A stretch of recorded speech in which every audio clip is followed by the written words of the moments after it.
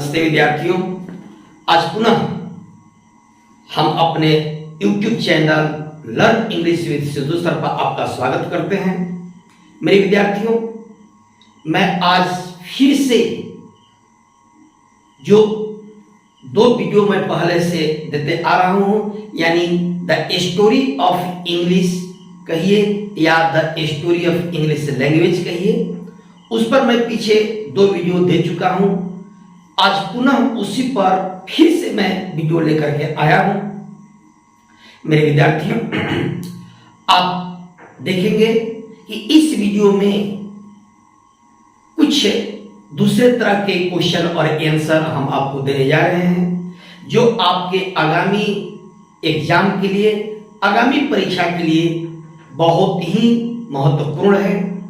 मेरे विद्यार्थियों, मैं बार बार आपको स्मरण दिला देता हूं कि the story of English language से हमेशा क्वेश्चन आते रहे हैं, आएंगे भी।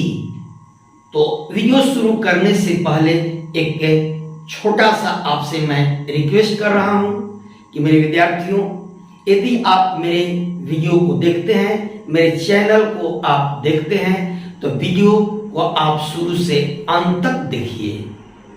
आप दो लाइन, एक लाइन देख करके वीडियो को छोड़ देते हैं, उसे आपको समझ में नहीं आएगा कि पूरा यह क्वेश्चन का जवाब क्या होगा। इसलिए आप शुरू से अंत तक वीडियो को देखिए और साथ ही साथ मेरे चैनल को सब्सक्राइब कीजिए, लाइक कीजिए, कमेंट कीजिए और अपने दोस्त मित्रों में शेयर भी कीजिए। मेरे विद्यार्थियों, क्योंकि आपके सहयोग से ही और आपके सलाह से ही मैं यह वीडियो आप तक पहुंचाने का प्रयास कर रहा हूं।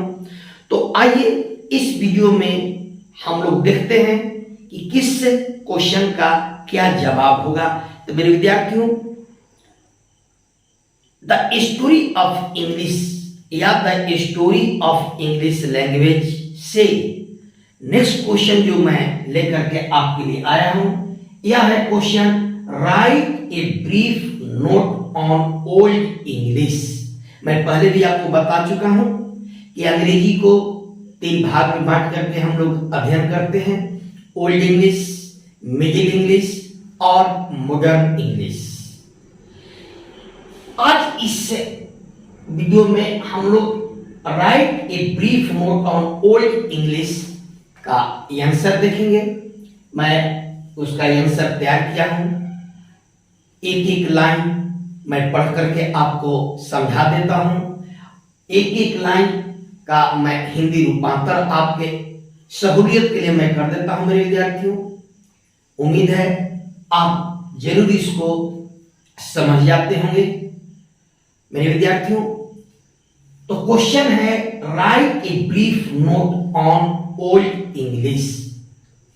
दूसरी तरह से भी क्वेश्चन किया जा सकता है, write a brief note on dialect of Old English या write a short note on Old English. कई तरह से प्रश्न पूछे जा सकते हैं, यह क्वेश्चन सेटअप पर डिपेंड करता है, लेकिन आपका जवाब एक ही होगा, चाहे डायलेक्ट ऑफ ओल्ड इंग्लिश पूछे या ब्रीफ नोट या short note on Old English पूछे। तो जवाब इसका मैं जो तैयार किया हूं, आप सुनिए। The period from AD 449 to AD 1066 is called the old English. अर्थात 449 ईस्वी से 1066 के बीच के काल को हम लोग ओल्ड इंग्लिश कहते हैं। ध्यान दीजिए, ऑब्जेक्टिव में ही क्वेश्चन पूछ लेता है कि ओल्ड इंग्लिश का पीरियड क्या है, मिडिल इंग्लिश का पीरियड क्या है, मॉडर्न इंग्लिश कब से शुरू होता है। यही आपका ऑब्जेक्टिव में सेट हो जाएगा क्वेश्चन, यही पूछा जा सकता है और पूछा भी है। आप प्रीवियस ईयर के आप यदि क्वेश्चन बैंक हल किए होंगे तो आपको जरूर मिला होगा ये चीज। तो the period from AD 449 to AD 1066 is called the old English. यानी 449 ईस्वी से 1066 ईस्वी के बीच के काल को हम ओल्ड इंग्लिश कहते हैं। It was the period of the childhood of English. यह अंग्रेजी का बचपना काल था। Some features of Old English make it very difficult to read and understand the book of this period। यानी ओल्ड इंग्लिश की बहुत सारी विशेषता, उसके उल्लेखनीय चीज प्राचीन यानी द ओल्ड इंग्लिश की पुराने किताबों को समझने या लिखने में बहुत ही कठिनाई महसूस होती थी। The language looks different. भाषा भिन्न दिखाई देता है। Because of its align spelling, unfamiliar vocabulary and different grammatical structure. यह भाषा भिन्न दिखाई देता है क्योंकि विदेशी स्पेलिंग, अपरिचित शब्दावली और कठिन व्याकरण की बनावट के कारण। अगला लाइन है, the writing was in runic alphabet. That was runic alphabet, नहीं समझते होंगे आप। रूनिक रोमन स्क्रिप्ट आने से पहले यानी 13वीं शताब्दी से पहले, 6th शताब्दी 5th शताब्दी में रोनिक अल्फाबेट चलता था। रोनिक का मतलब जिसमें लैटिन और ग्रीक दोनों का मिश्रण था, दोनों मिलाकर के जो अल्फाबेट चलता था उसी को रोनिक अल्फाबेट कहा जाता था।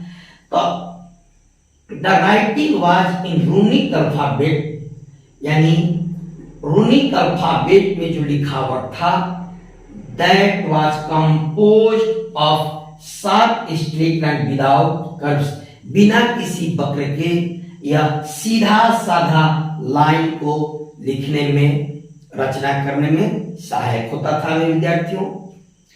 Many of these letters are found on weapons. उस समय के बहुत सारी लेटर्स हम लोग पाते हैं हथियारों पर, सच एज एरोज, तीर धनुष जो कहते हैं आप, एक्सिस कुल्हाड़ी, knife and swords. Next line है, most of them were symbolic. उसमें से बहुत सारे प्रतीक थे। After the 6th century Roman script was introduced. 6ठी शताब्दी के बाद रोमन स्क्रिप्ट से परिचय हुआ, यानी रोमन स्क्रिप्ट आया। Roman alphabet was adopted by the Anglo Saxons, pass through some variation because it reach its present shape in modern English. फिर से मैं पढ़ रहा हूं इस लाइन को। Roman alphabet was adopted by the Anglo-Saxons, यानी रोमन अल्फाबेट को एंग्लो-सैक्सन के द्वारा स्वीकार किया बहुत सारी विभिन्नताओं से गुजरने के बाद। बिकॉज क्योंकि it reach its present shape in modern English, क्योंकि यह इसको यानी ओल्ड इंग्लिश को वर्तमान शेप में, आकृति में पहुंचाने में, मॉडर्न अंग्रेजी में पहुंचाने में बहुत ही मददगार हुआ। मेरे विद्यार्थियों, बहुत लंबा क्वेश्चन लिखने की आवश्यकता नहीं है, क्योंकि यह क्वेश्चन ज्यादा से ज्यादा 5 मार्क्स के पूछे जाएंगे। इसलिए आप ध्यान देंगे वर्ड लिमिटेशन के बारे में, और बहुत सारे लिख देने से, बहुत लंबा जवाब लिख देने से बहुत ज्यादा कोई फायदा नहीं होगा, आपका एग्जाम में समय वेस्ट होगा। इसीलिए मैं बहुत लंबा इसका जवाब तैयार नहीं कर रहा हूं। सिंपल सेंटेंस और सिंपल वर्ड्स में आपको मैं छोटा करिए एक पैराग्राफ में ही आपका जवाब मैं तैयार कर रहा हूं। मेरे विद्यार्थियों, उम्मीद ही नहीं, हमें पूर्ण विश्वास है कि आप इसको अच्छी तरह से समझ जाते होंगे। आपको समझने में किसी प्रकार की कठिनाई नहीं होती होगी। साथ ही साथ आप इस पर ऑब्जेक्टिव क्वेश्चंस का भी तैयारी करते चलिए, क्योंकि मैं बार बार कहता हूं कि द स्टोरी ऑफ इंग्लिश में ऑब्जेक्टिव क्वेश्चंस भी आएंगे, पीरियड पूछे जाएंगे, किताब के नाम दे दिया जाएगा, राइटर का नाम पूछा जाएगा, साथ ही साथ बहुत सारे किताब के साथ साथ राइटर दे देगा और कहेगा कि कौन इनके सारे क्रिएशन हैं। इस पर भी आप अपना तैयारी करते चलें। इसके बाद दूसरा क्वेश्चन है मेरे विद्यार्थियों, दूसरा question, right A note on middle English, यानी मध्य अंग्रेजी पर एक संक्षिप्त नोट लिखिए। और भी इसको पूछा जा सकता है, right briefly about the dialects of middle English. दो तरह से क्वेश्चन इसका पूछा जा सकता है, दोनों पर आप ध्यान देंगे। जवाब इसका मैं जो तैयार किया हूं, middle English has its own features, यानी मध्य अंग्रेजी का अपना अलग एक विशेषता है।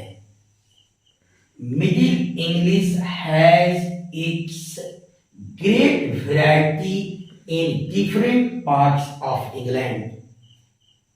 इंग्लैंड के भिन्न भिन्न हिस्सों में मध्य अंग्रेजी का अपना एक महान विविधता है, विविधता, ध्यान रखिएगा।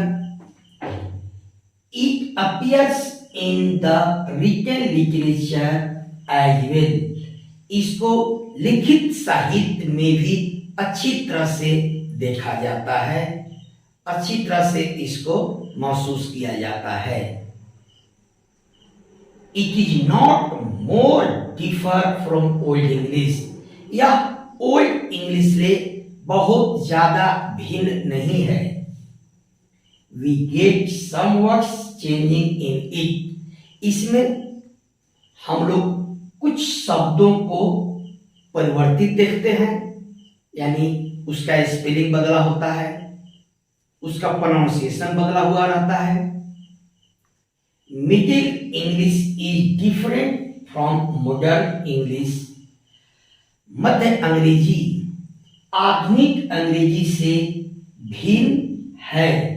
इन स्पेलिंग, यानी वर्तनी में, प्रोनाउंसिएशन, उसके उच्चारण में, एंड ग्रामर, और उसके व्याकरण में, यानी यह मॉडर्न इंग्लिश से भिन्न है, वर्तनी में भी, प्रोनाउंसिएशन में भी और ग्रामर में भी।